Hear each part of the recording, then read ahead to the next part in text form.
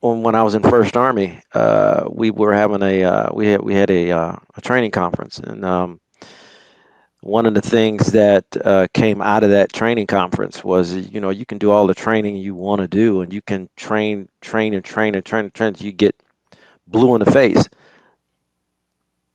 The key is the people that you're training at the time that they have to engage that training, that they've got the grit Mm. for that training to become alive and become part of them, so that they don't seize up and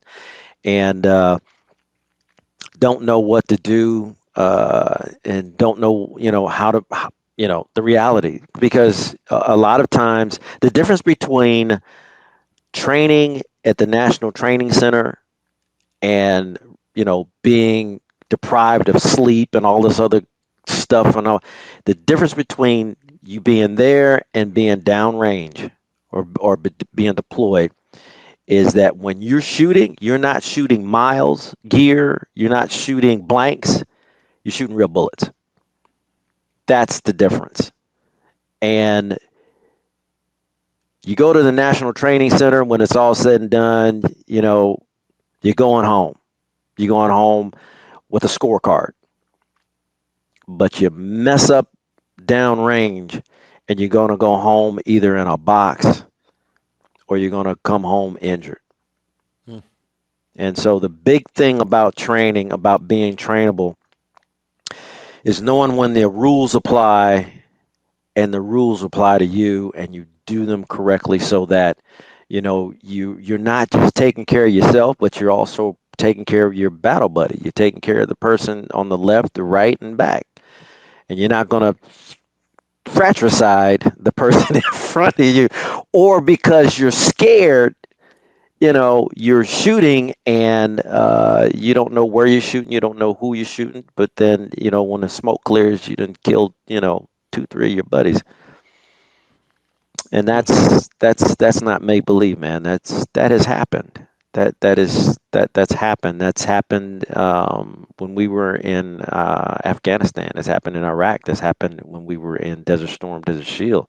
That's happened in Vietnam. As a Oh, matter of fact, sure. when yeah, but and in some cases, back when you were when you were recruiting criminals, they would want to, frag you, you Yeah, know. yeah, yeah. I'm sure there's been So some unfortunate things happen by yeah, unfortunate people. yeah, Uh, t- yeah. um, But for the I mortgage business, for getting back to what we were talking about, all of that applies to being able to apply what you learn in the mortgage business. If you got a person like yourself that has been in the business for 35 years or more, and you have this program that is tried and true, why would you, the guy that is just a guy or gal just getting in, scratching your head and going, but you know what? I think I could do this another way.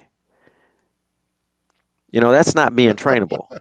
That's not maybe being trainable. yeah, maybe you could, but I recommend you learn the base way first and then Yeah, train learn a from there. basic. The only thing I would say Mhm. that you should make your own is, of course, how you speak, how you talk, and how you deliver.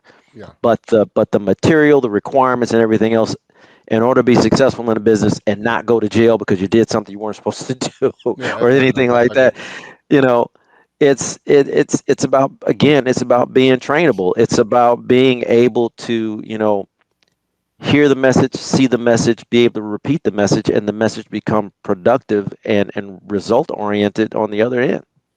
It makes me think of if you don't trust, if someone doesn't trust a nuclear engineer from the USS Reagan teaching you a little math class, who are you going to trust?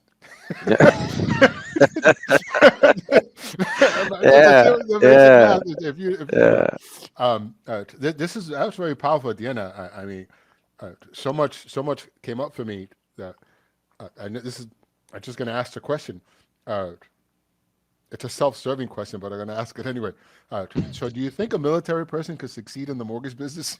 I think they could. Yeah, I think somebody from the military, any service, could succeed in the mortgage business. Yeah, Absolutely, absolutely, absolutely. absolutely.